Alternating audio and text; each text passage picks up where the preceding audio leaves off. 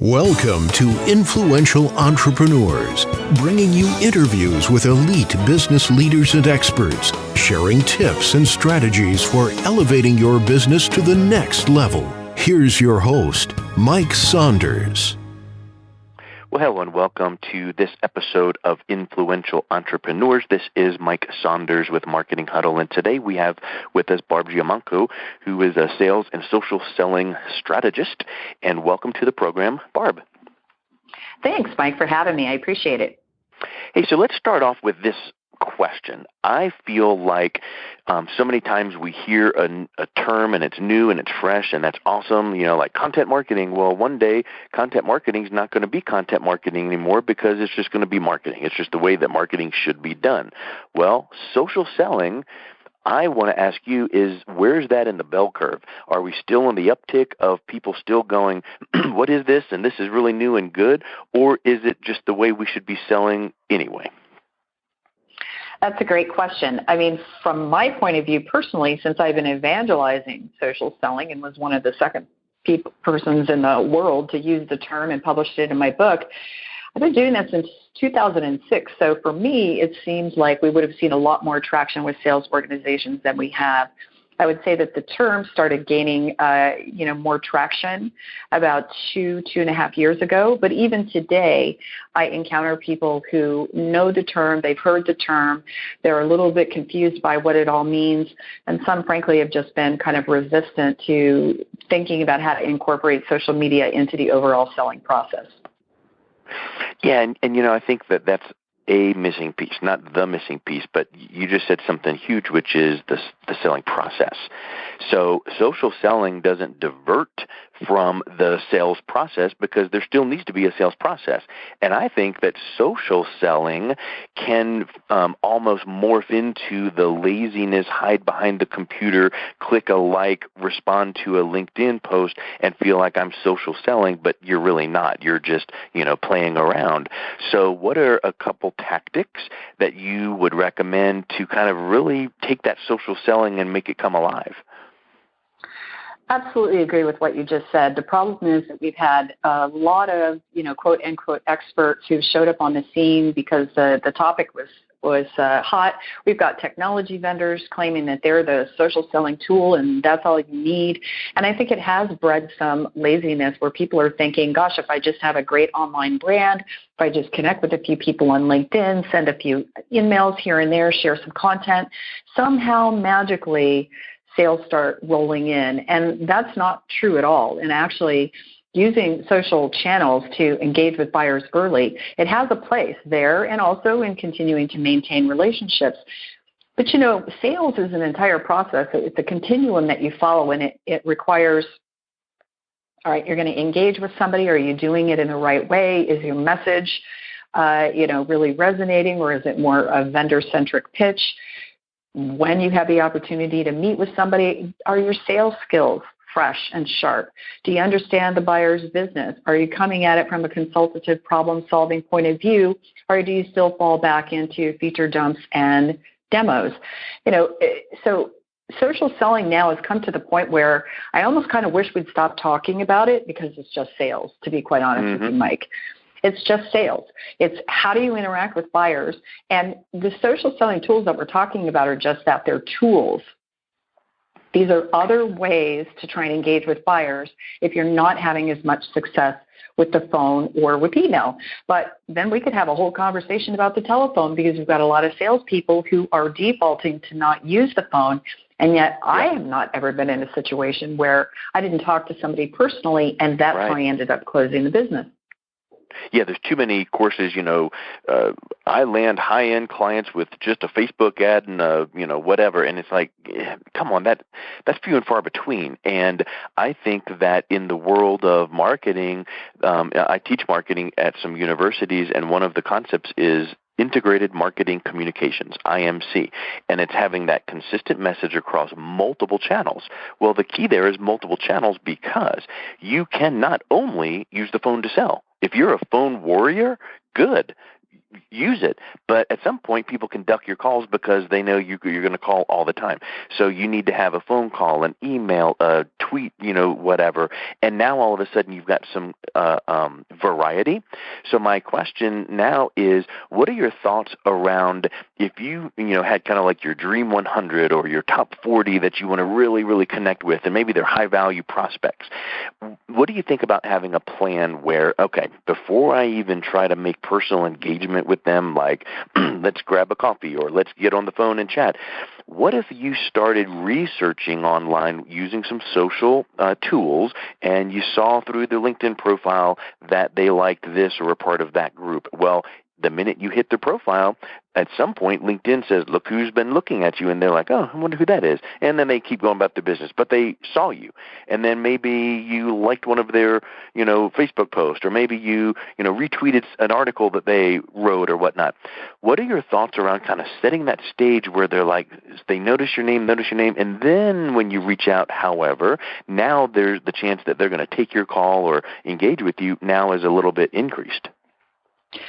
No question about it. Anybody who knows anything about me or has followed me all these years, I've been very consistent in that message, which is you've got to get to know the buyer's business. Now, before we had internet and all these social tools, it was a lot tougher, but you could do it, and you can still do it by calling into the organization, finding ways to meet people in the company. You're out at networking events. But certainly there is no excuse, Mike, for people not doing some basic homework before they engage. And there's a right way to do it and a completely inappropriate way to do it. And in fact, I published a post this morning called Clean Up Your Sales Messaging, and anybody can go read it on LinkedIn and they'll see what I think about this. So one of the emails that I got yesterday, which I used as sort of a reference in this this post, is that it starts with, "Hi, Barb, I'm so-and-so. I saw your book, The New Handshake. It looks really interesting. I imagine people who are interested in improving their personal effectiveness would find that a good read." And I thought, you have no idea what that book is. You saw it somewhere, you know absolutely nothing about it, and then immediately after that, the guy rolls into the pitch. That's the wrong way to do it. The right way to do it is to take those 40 accounts that you mentioned, and yes, folks, this does take a little extra time, but it's worth it if you're trying to get a sales conversation going with the buyer. So you take the time, you look through their LinkedIn profile, you look for points of commonality, you look to see what kind of content they might be sharing or who they're also connected with. Mike, I also use business intelligence, so I use Inside View, so I can go deeper and really learn more about what's publicly available about both the executive and the company. And I start thinking about, well, what are some top challenges they might be facing in their industry? I wonder what some of the competitive threats are. And so, yes, you find ways to learn more about them and then smartly find ways to get visibility with them. So, yes, they might see your profile, that you've checked it out. They see your name, that's great. I like to then look to see, are they posting status updates that I could comment on, or are they publishing posts that I could comment on? But all of this needs to be thought about in the context of you're trying to find a way to just kick off a relationship, not pitch them the first opportunity. They might say, "Hey, Barb, thanks for sharing my status update." So it's not unlike, the thing that surprises me, Mike, is that this really isn't any different from being a great salesperson before we had all this technology. Yeah, I used to do my homework, right? You learn about the person, you learn about the company, you figure out who their competitors are. Today, it's so much easier. And it really bugs me that not enough people really take that seriously, because buyers are pretty clear. They'll speak to sales reps who come to them with fresh insights, who operate as a trusted advisor, not a salesperson. Yeah, you said a bunch of things there, awesome, and we could probably talk for another hour and a half on that one bunch of statements. But one thing that I thought is interesting. In our society today, that we're so much into the give it to me now, Siri, where is this? Or, hey, Google, what is the best way to get to this place? And now all of a sudden, it's right at our fingertips, we have it, and then we're off to our next thought or our next activity. Whereas in the old days, you'd have to get an appointment with someone, get past the gatekeeper, sit in their waiting room, wait for them, sit in their office while they finish up some paperwork, and you're looking around, you're like, oh, he's got a sailboat picture. Hey, he plays golf. And then you can start picking up on some of those things, and hey, I know, but yet the tools that make all that so easy to kind of, in a nice way creep on them, right? And now all of a sudden we don't do it. So my question is, Barb, how do we do that without being creepy? Because you don't want to kind of use all those things and like this and respond to that, and all of a sudden they're feeling like, who is this person? And no, I'm not going to take your call. So where's that good balance? I think it's going to be different in every single situation, but one thing I will say, when I am looking to learn about an executive that I want to do business with, if I'm in an inside view, this doesn't apply because they're not seeing me. I'm referencing public data about them that's being sourced all through the web and social channels. LinkedIn's a little bit different. So if I'm starting early stages on execs I'd like to have conversations with, I actually put my accounts into private mode, so that they do not see that I've looked at their profile. Mm-hmm. And the other, point to your question is, how do you do it without being creepy? Well, you do it by making sure that if you choose to respond to something or share a status update, it's somehow relevant to what you do now. So, for example, if an executive shares something that's related to, let's say, some big sports thing that they were very interested in, that's probably not something I'd pick up on, comment on, because it's not really my thing. I don't get really involved in that kind of stuff. But let's say that they happen to mention something about, they're really concerned about what's happening in their organization as it relates to sales enablement. And they're looking for better ways to improve how they drive sales performance with better sales enablement practices. That's something that I might weigh in and just comment and say, if you're interested, I'm connecting you right now to Tamara Shank. She's one of the best in the world, and she's a research director at CSO Insights. So I think the key, Mike, is that think about how you can be helpful, but also authentic. Because if you just jump in and you start to comment on things where there doesn't seem to be like a real connection, people are going to pick up on that, and they're going to figure out exactly what you're trying to do. But if you're going with the mindset of, is there something that I can do to help them, then people will start to pay attention, like, oh, well, thank you very much, Barb, introducing me to Tamara. And by the way, I do things like that for people that I don't know, because if you can help them first, it starts to show people kind of what you're made of and what it might be like to do business with you. Yeah, that is just massive, because now that kind of harkens back to, Bob Burg's book, The Go-Giver, and every other thing. Absolutely, one of my favorite books. Yeah. I mean, and you hear, give value before, and you're like, well, what does that mean? I got to give away some products or service? No. Sometimes it needs to be, I desire to make a sale from this person one day, but right now, I noticed that they said this and they were looking for that because I saw a, Facebook post or a LinkedIn, post that they made. And I have a connection that might help them out. So I'm going to reach out and make that connection and just go, hey, hope you guys can connect up. I just thought I'd introduce you. And then maybe few days later, you set a reminder and get back to that person and go, hey, were you able to make that connection? And, by the way, I would love to connect with you to chat about. So I think that's huge, like giving value first, and giving value does not have to be monetary on your part. It could just be mind capital, social capital, relationship capital, however you want to phrase that. And I think that's a huge, huge piece, and people appreciate that.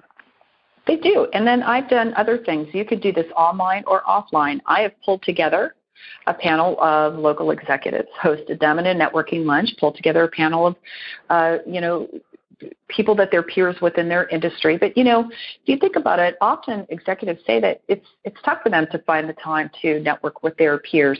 But, I've hosted panel discussions. I never talked about my business.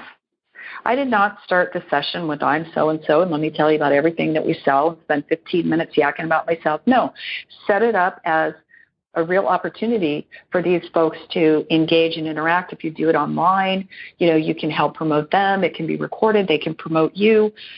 There's so many things that you can do that are so easy to do if you care and if you're patient. But if your mindset continues to be, I got to get a sale now, I got to get a sale now, I got to get a sale now, then they smell it. Just like a dog can smell fear, they can smell you're in it for something. And it's kind of like, I forget which book I read this in recently, but it's kind of like, do all this stuff and that's wonderful, but don't you dare do it with the mindset of keeping score.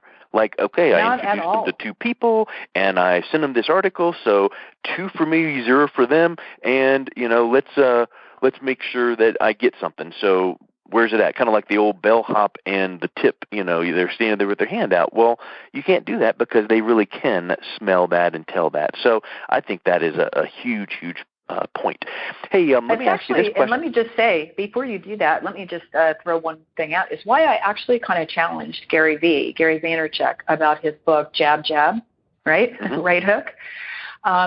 Because I understood the overall premise of what he was suggesting, but it felt to me like keeping score, which I actually brought up. It was like, oh, okay, 2 jabs, 2 gives.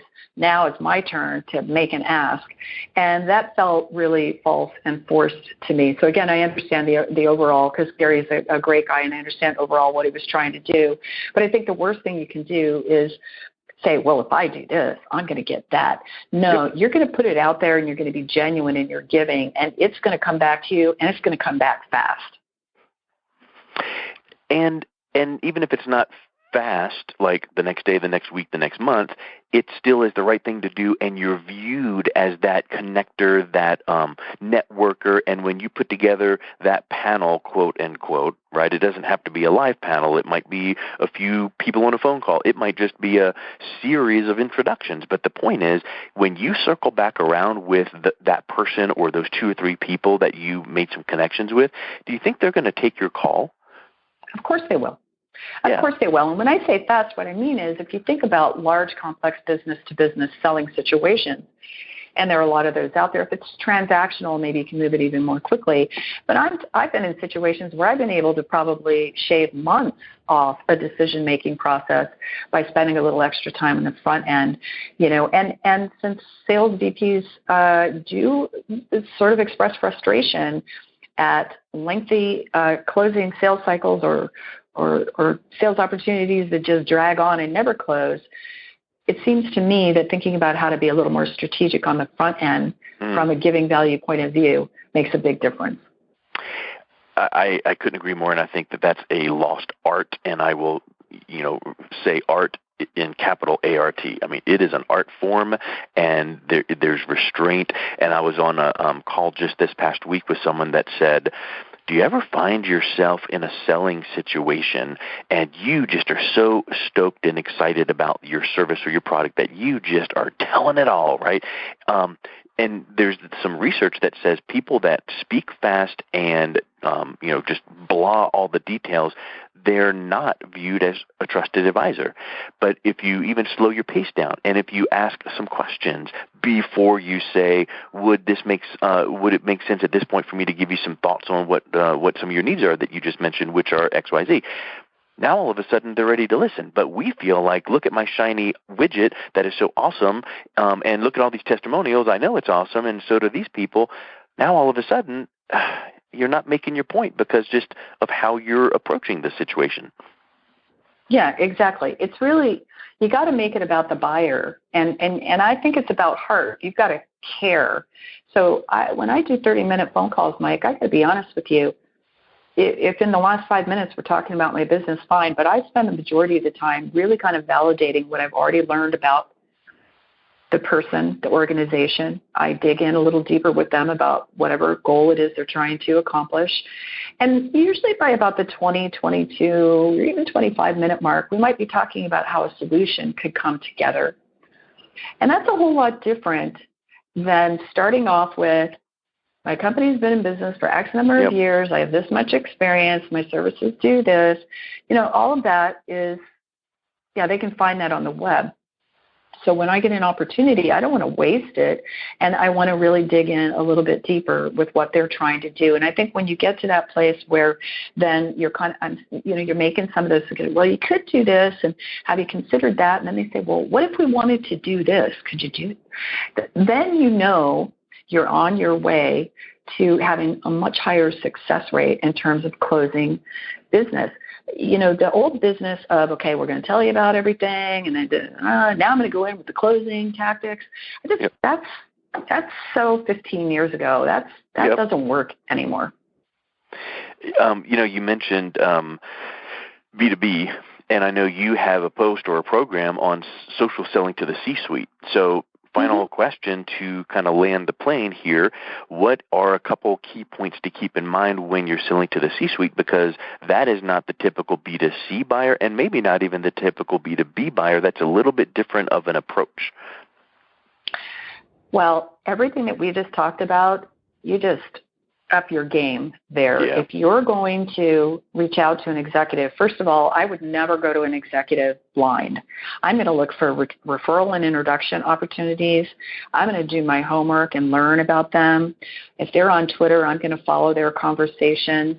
And, my always first choice, Mike, to be honest with you, is especially if you want to try and get a meeting with an executive, is you go for the referral, because my good friend Stephen Bitzers co-authored the book Selling to the C-Suite, and in the course of doing their research with major B2B companies, and this plays out in other research, if you get a referral from someone outside the organization that this executive trusts and respects, roughly 50% of the time they will say yes to a meeting, no questions asked. If you've developed some relationships with people inside the organization, which I highly recommend, and they are trusted and respected, now your meeting acceptance rate jumps to about 85%. So my first tip to anybody who wants to get to the C-suite, you do the homework and really think carefully about what they're going to care about, because if they give 15 minutes of time, you better not blow it. Yeah, that is just massive. Hey, so tell us about the overview of your book and how people can learn more about getting it, as well as other teachings and advice that you provide. Sure. Thanks for the opportunity. I appreciate it, Mike. So the book is called The New Handshake, Sales Meets Social Media. It was the first book published in 2010 about social selling. The book is still very relevant. It's all about strategy and process and the right way to approach people and messaging and all that. Some of the platform numbers have changed. It's kind of funny to look back now, and publishers cut us off when the number was 80 million users on LinkedIn. We know it's over 400 million now, but the rest of the book has a ton of relevance. They can also follow my blog at barbaragiamanco.com. Our website for the business is scs-connect.com. And I certainly encourage people to follow me on LinkedIn or Twitter, Barbara Giamanco. Awesome, Barbara. Hey, thanks for taking the time to chat with us today. It was really fun and enlightening, and we'll talk to you soon. Thank you, Mike. You've been listening to Influential Entrepreneurs with Mike Saunders. To learn more about the resources mentioned on today's show or listen to past episodes, visit www.influentialentrepreneursradio.com.